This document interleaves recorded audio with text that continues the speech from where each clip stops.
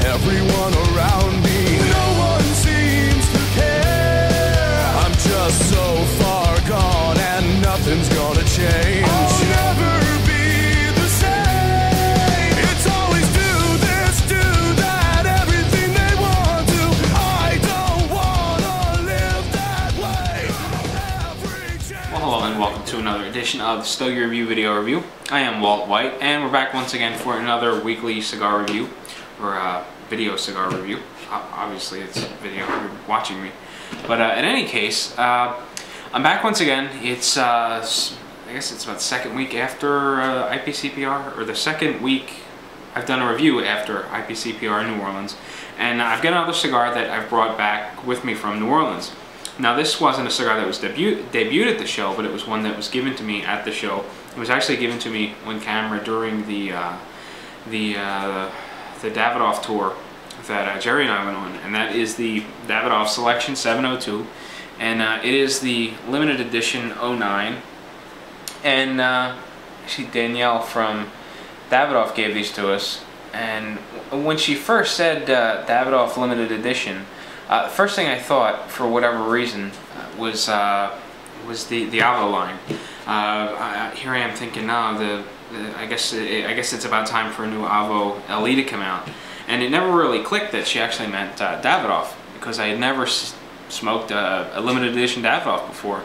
I had always, you know, the thought just triggered in my mind that the limited edition line was for Avo and not so much for Davidoff. But so I brought a couple home with me, and smoked one so far, and this is going to be my second. I've got one more, but I didn't get a chance to smoke that earlier like I would have liked.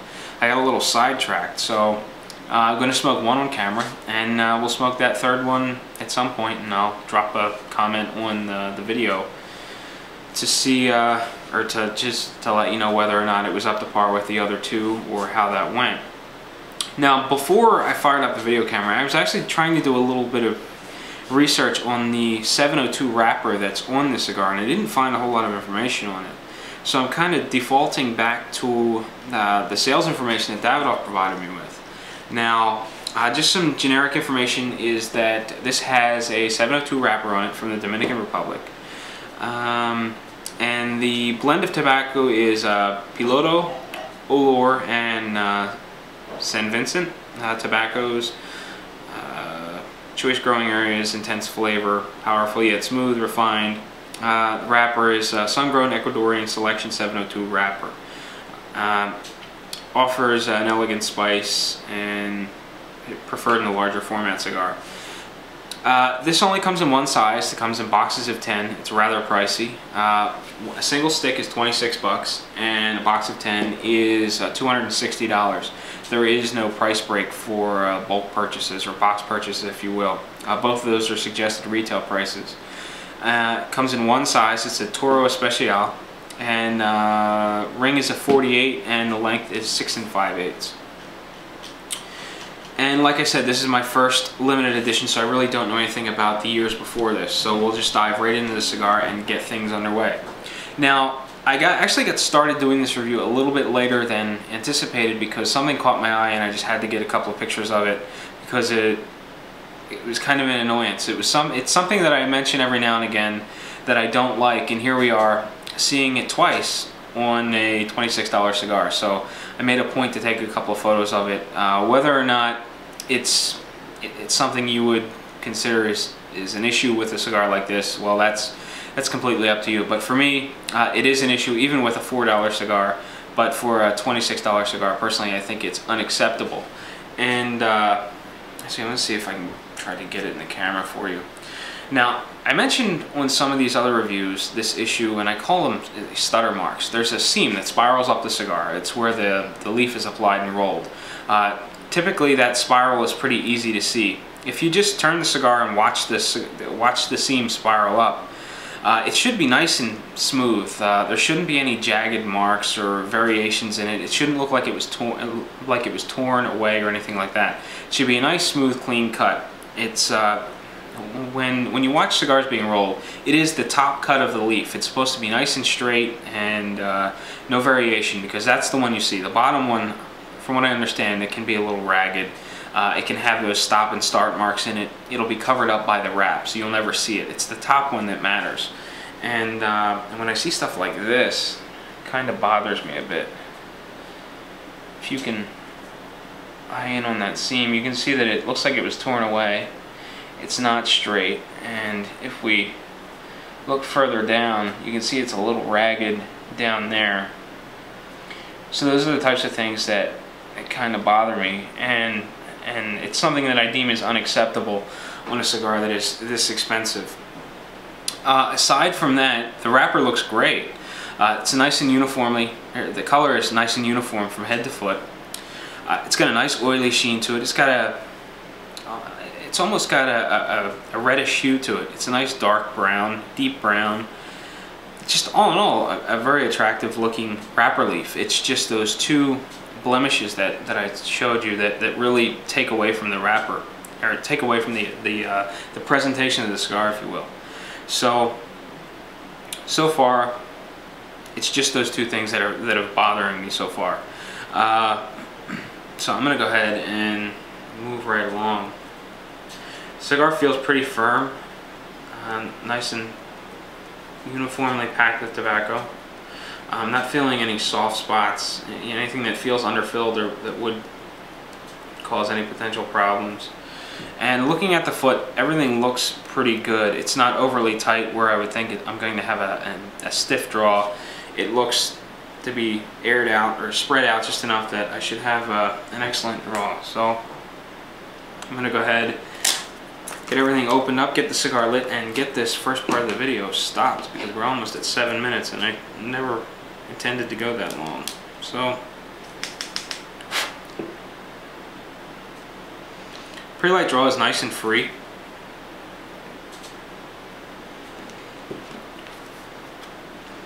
It's got a sweet spice to the cold draw. Not really up front. Or not very strong or potent. It's pretty mild, very laid back, sort of a sweet spice.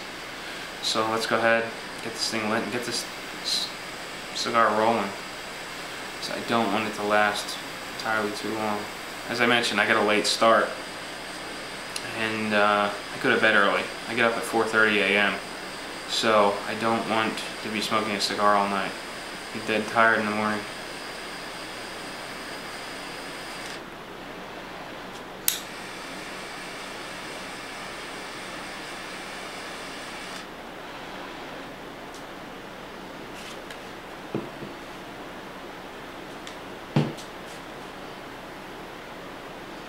Alright, so I got my cigar lit. Initially, it's got a lot of punch and a lot of spiciness through the sinuses, and it was the first thing I noticed about the other cigar that I smoked, the first one, was that I really liked that up front, strong punch in the sinuses. Very spicy, very up front, very bold, and you know, it was just very enjoyable. So I got my cigar lit. Appears to be burning well, and with that said, I'm going to take a quick break. I'll be back in just a second. We'll take a look at the first third of my Davidoff 702, and we'll see how it goes.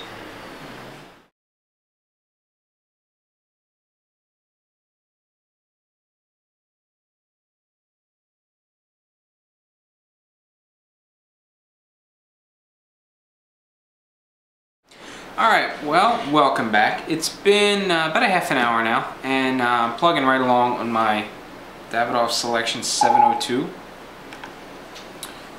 Wow, I'm disoriented here.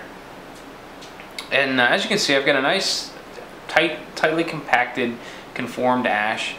Got a very nice appearance to it. It wasn't always like that, though. The ash actually fell off once. It was a little bit longer than this.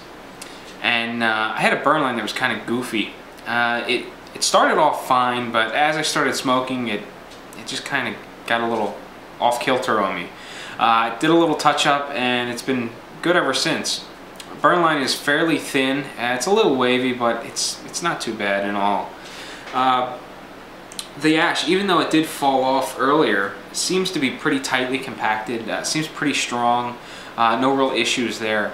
One thing I did notice, though, is the cigar seems to be smoking a little fast. I I know I've said I've been at this for half an hour and there's not a whole lot of cigar going, but just the way it feels as though it's burning a little fast.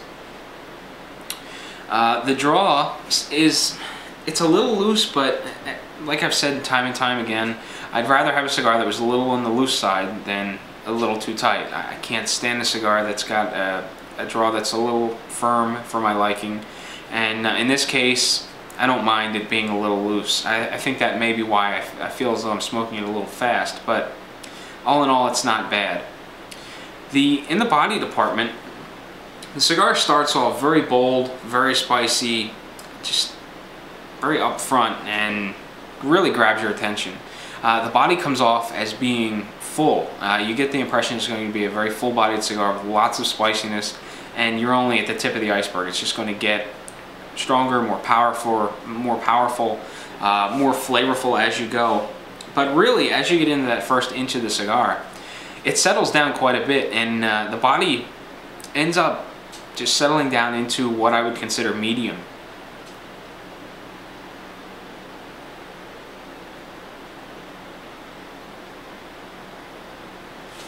Now, as far as the mouthfeel goes, it's got, I don't know, I almost want to call it sort of a chewy sensation to it. It's not really thick, but I don't know, it just seems kind of chewy. In regards to the flavor, the one component that's really standing out is like I don't know, it's like a medley of flavors. And just glancing at my notes, I've got a mixture of, I'll find it real quick.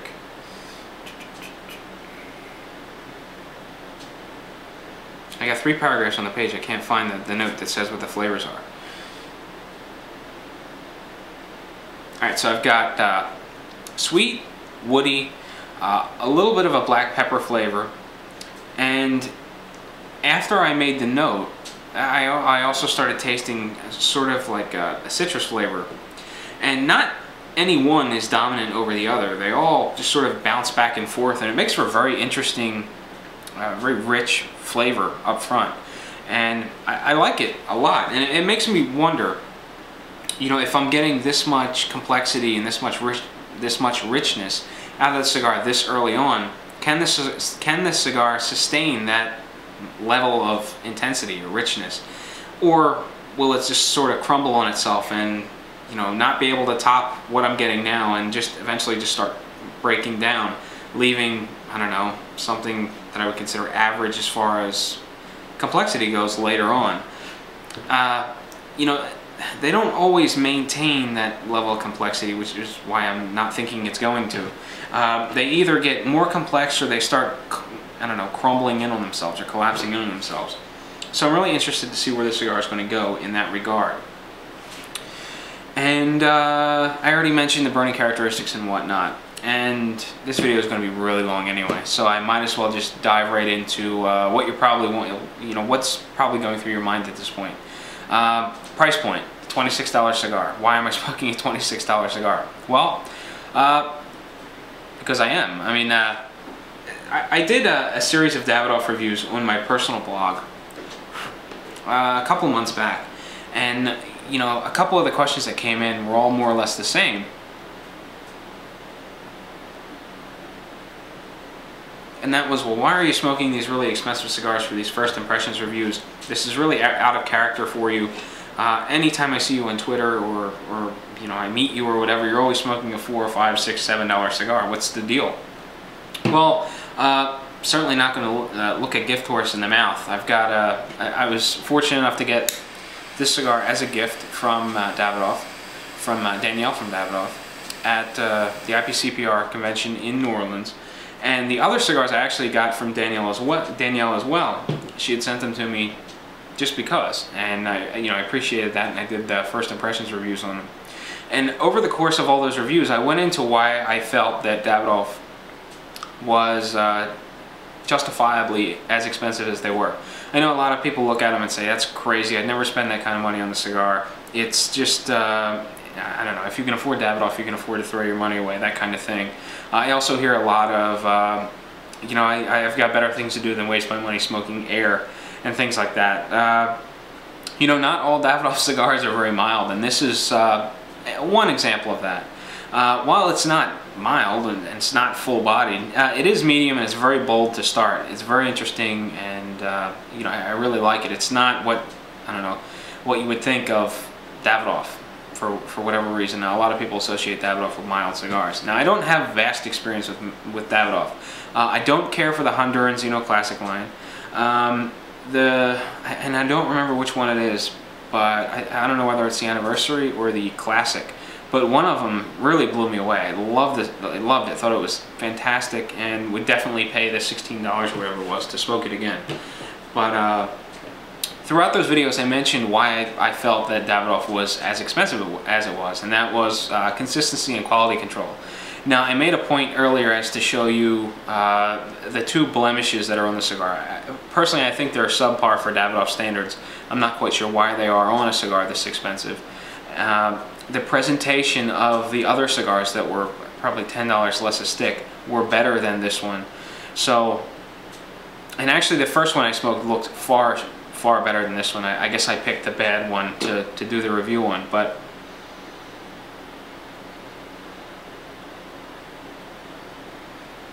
either way, I'm sort of going against what I said in those other videos, was that you're paying for consistency with Davidoff. In theory, you should be able to pick up this Davidoff off the shelf and smoke it today, and it will be very consistent, if not identical, to what you're going to pick up 3 months from now at a different cigar shop out of a different box and light up and smoke. In theory, they should both be the same. You're paying for consistency across the line, not just in a box, across the entire line. So when you smoke a 702, it should be the same today as it is 6 months from now, as it was 6 months ago. And that's, you know, you're paying for that kind of quality control. You're also paying for a top-notch presentation, which is kind of what irks me about the two blemishes on the wrapper, or the two what I call stagger marks on the wrapper, or hesitation cuts on the wrapper. But in theory, when you purchase the Davidoff, you're paying for a top-of-the-line cigar, in the sense that quality control is peak or paramount. So that does kind of irk me. But and that, again, not to get this too long, but that was the entire, I don't know, summary of what I said in those other videos as far as why Davidoff is as expensive as they are. So now that I've sort of stumbled all over my own words, and I'm watching the clock tick almost to 10 minutes on this segment, I'm going to take another quick break. I'll be back in just a minute. We'll take a look at the second third of the Davidoff Selection 702. I'll try to talk a little bit less and get this review rolling. So sit tight, I'll be right back.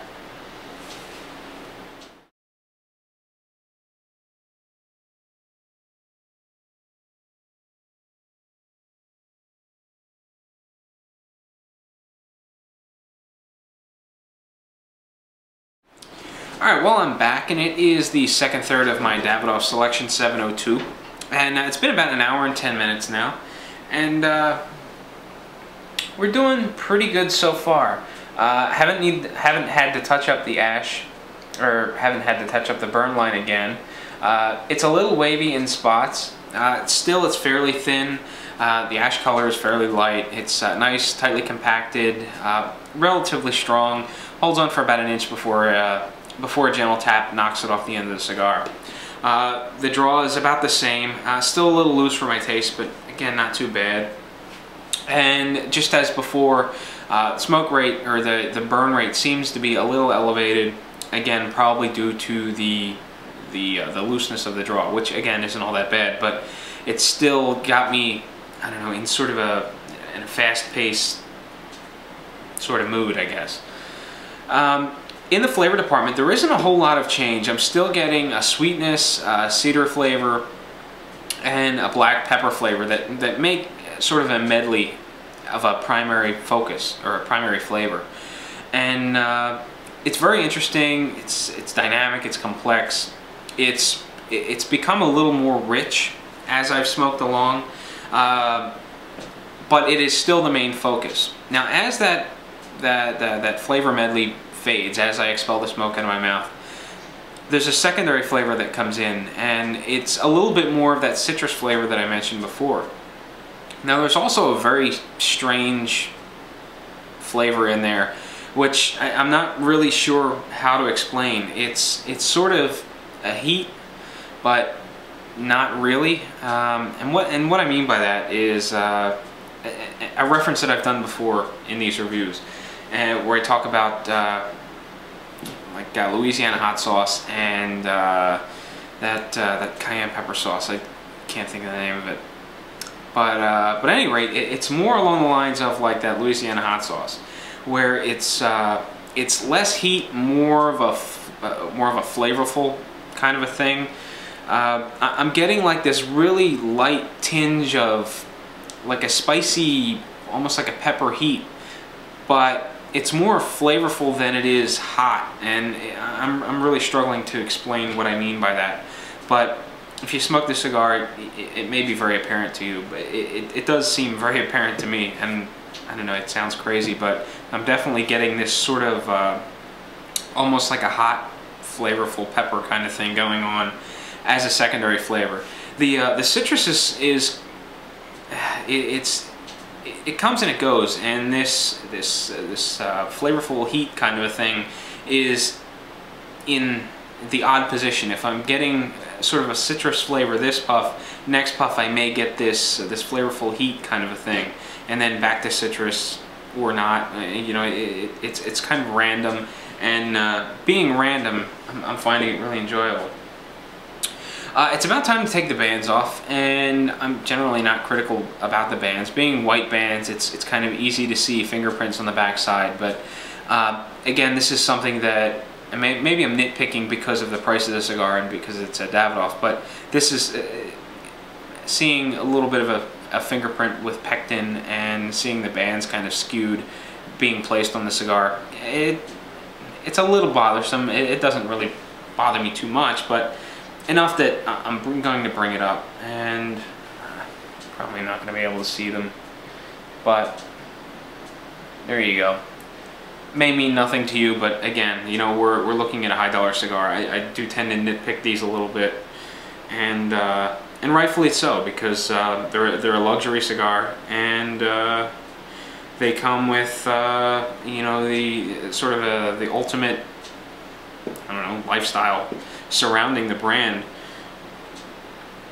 So you know, you expect perfection out of a cigar of this caliber. So I don't know, I guess I'm well within my right to nitpick it a little bit. So you know, all in all, I'm enjoying the cigar so far. I'm not having any burn issues. A couple of little cosmetic things here and there. It's smoking well. I'm really enjoying the flavor, and I'm looking forward to the final third. It's gotten more complex as I've gone, and just popped in my head that I didn't mention the body or the finish.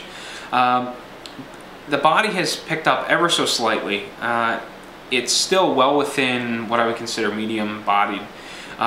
It's medium to full flavored, medium bodied. And the finish, it still has that sort of chewy quality to it. Not overly thick, but not thin, just enough that it kind of, I don't know, it gets that chewing movement out of your mouth. But there you go. So there's the second third of my Davidoff Selection 702. I'll be back one more time. We'll take a look at the final third. I'll wrap up the cigar, and I'll let you be on your way. So sit tight.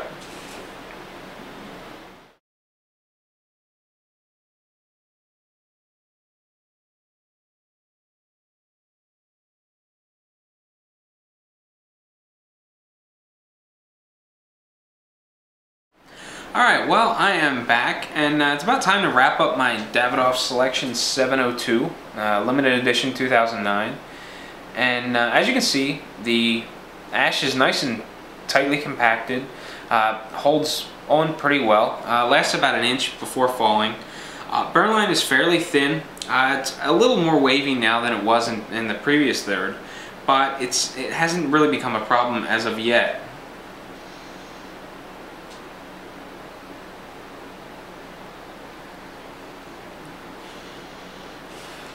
As the cigar grows shorter, I'm finding that I need to pay a little more attention to how quickly I smoke the cigar.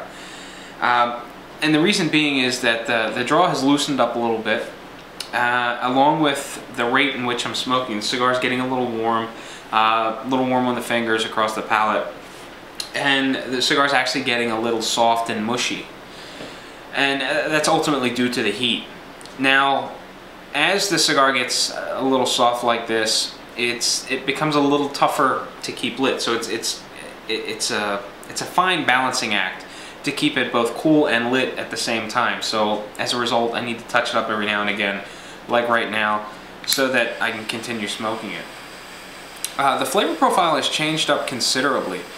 In the last third, there seemed to have been a big shift, both in the flavor department and in the way the body comes across. In that sudden shift, the body transitions more towards what I would think of a full-bodied cigar. And in that transition, I lost that medley of flavor that I was getting, the sweet cedar and black pepper flavor, and it's transitioned more towards that sort of flavorful, I don't know, hot pepper sort of a flavor. The citrus is gone, but that red pepper sauce kind of flavor, if you will, it takes center stage, and it's pretty interesting. It's not overwhelming where it's irritating the sinuses or anything like that. It's keeping me interested. I'm really digging it. I like it quite a bit, and the finish has gotten, well, it's not really any smoother than it was, but the cigar remains smooth, easy to get through the sinuses. It's got a nice crisp and clean sort of sensation through the sinuses. It really doesn't have that chewy sensation anymore, or that sort of feel. But in the last third, we've seen a considerable transition in the way the cigar is producing flavor.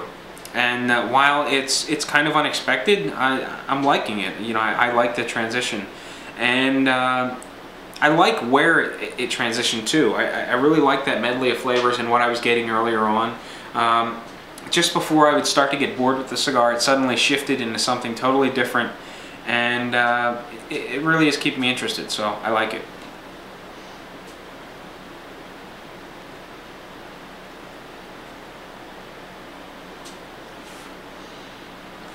So my final thoughts on the cigar.